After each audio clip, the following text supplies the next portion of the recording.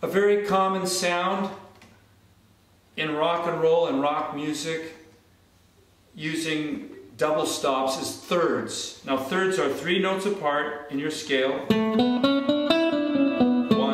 3, and you play those at the same time. So that's 1 and 3. Here's 2 and 4. 3 and 5. So you get started with the first third interval, then you continue right on up through your scale.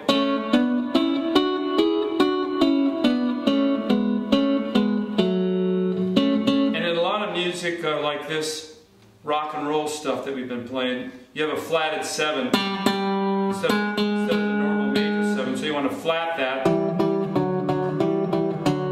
in order to make these double stops more harmonious with that type of chord. Should be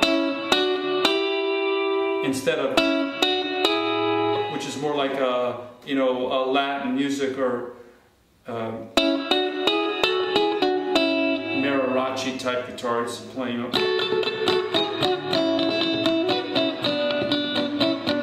those were all thirds I was playing, so you can see how they get used in that commercial Mexican music. That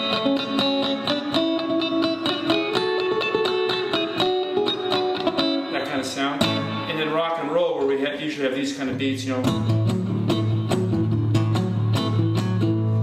might hear thirds being played like this. Or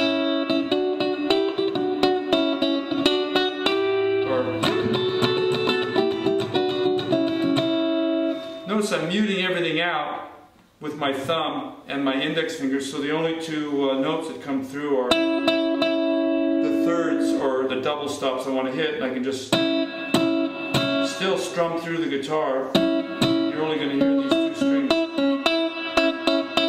Probably the most famous Chuck Berry use of double stops was in a song called The Promised Land, where he played, at the end of the